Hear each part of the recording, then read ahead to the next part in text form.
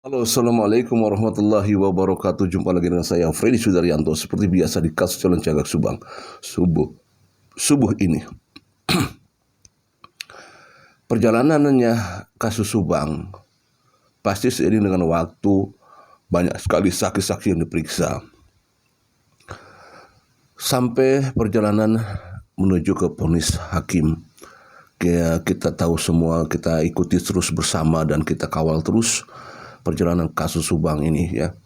Dari perjalanan itu tentu banyak sekali hal-hal yang kita temui ya, beraneka ragam peristiwa dan kejadian berkaitan dengan malah saksi, kejadian kegiatan saksi, peristiwa saksi, kemudian para saksi-saksi yang kita temui dan kita lihat ya. Nah, seiring perjalanan saksi yang begitu banyak sekali, saya lihat ada saksi yang akhir-akhir ini seperti tertekan gitu ya.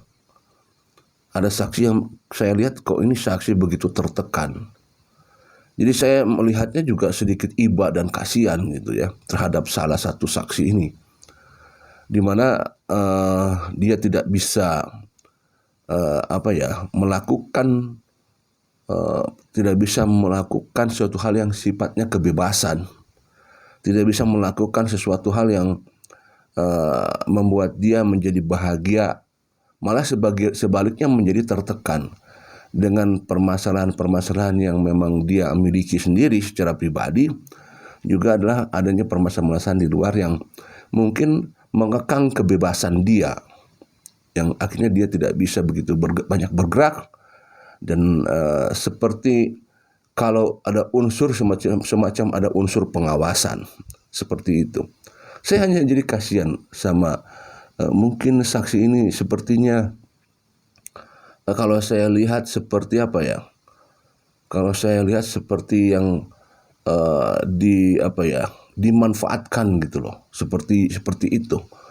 Dan saksi ini saya lihat tidak bisa menentukan pilihan mana yang tepat dan mana yang tidak tepat, sehingga pilihan itu dia ambil atau kebanyakan suatu peristiwa kejadian itu yang dia pikirkan hanya satu langkah ke depan, tidak 2, 3, 4 atau 5 langkah ke depan. Jadi saksi ini memang serba salah. Maju kena, mundur kena. Ya begitu akhirnya. Ya memang saksi ini ya kalau saya lihat sekali lagi bahwa akhir-akhir ini ya merasa tertekan. Kadang kemarahan muncul tapi dia tidak bisa sampaikan kepada orang-orang yang mungkin saja memantaunya seperti itu ya.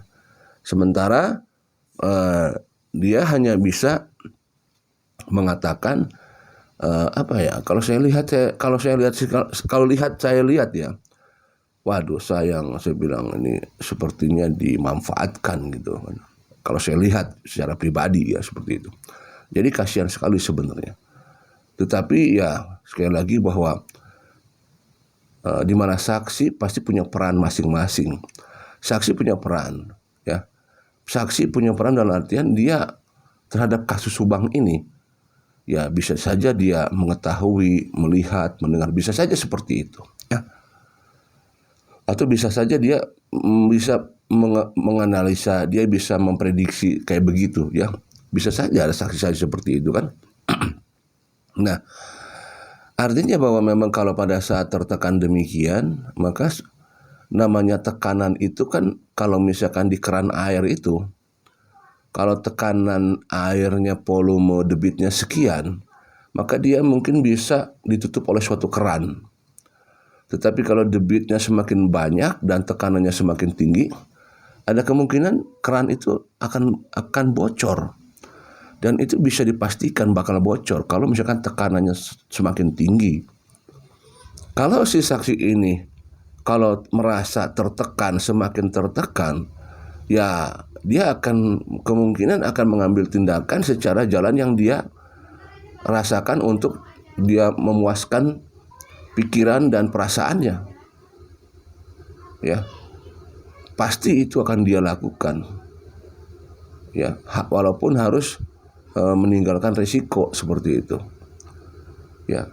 Ya, kalau misalkan gini, Kalau percontohan aja misalkan ya, bahwa kalau orang misalkan suatu hal melakukan suatu kesalahan dalam suatu peristiwa kehidupan, ya pasti kalau misalkan itu berkaitan dengan yang sifatnya berhubungan dengan pihak kepolisian, ya, yang dimana ujung-ujungnya misalkan bakal ditahan ataupun apa gitu kan, pasti suatu saat susah untuk bisa menutupi, susah untuk bisa menjaga terus, karena pasti tekanan semakin tinggi.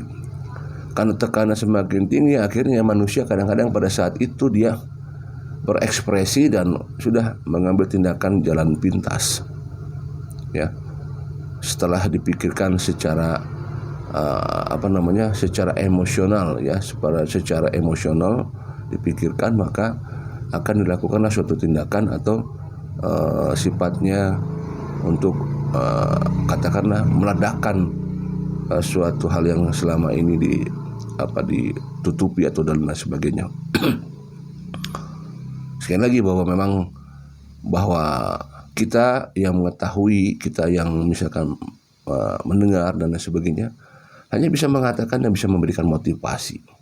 Tidak bisa lain, tidak bisa lebih, tidak bisa lain, ya. Karena ya hanya motivasi yang bisa diberikan. Motivasi itu diberikan untuk memberikan penerangan lah, arah atau jalan gimana sebaiknya, seperti itu. Ya lucu juga sebenarnya, seperti itu. Ada yang model begitu. Jadi unsur pengawasannya begitu lekat gitu. Unsur pengawasannya begitu kuat. Dan intimidasinya juga semakin kuat juga. Artinya bahwa ada berupaya untuk suatu penekanan dan akhirnya menguasai, seperti itu. Akhirnya menguasai. Dan itu sangat lucu sekali, ya. Padahal peran yang orang-orang yang coba untuk memberikan penekanan ini, perannya juga nggak terlalu banyak perannya, ya. Ya, perannya tidak terlalu banyak gitu. Sedangkan jelas-jelas yang punya peran sendiri tidak memberikan tekanan-tekanan begitu dahsyat sebenarnya. Dan ini sangat lucu sekali, kalau saya perhatikan sangat lucu sekali, ya. Ada model seperti ini gitu, ya. Ada model seperti ini. Tapi ya itulah, karena sebuah sesuatu penuh dengan risiko. Apa yang dilakukan, apa yang dipilih, atas apa yang dilakukan, maka itulah risiko yang akan diterimanya, seperti itu. Karena sebuah hal yang berkaitan dengan ya tadi pemuasan kebutuhan, kepemuasan yang berakhir dengan ya terperangkap dalam suatu kandang yang akhirnya tidak bisa bergerak banyak dan semakin tertekan. Assalamualaikum warahmatullahi wabarakatuh.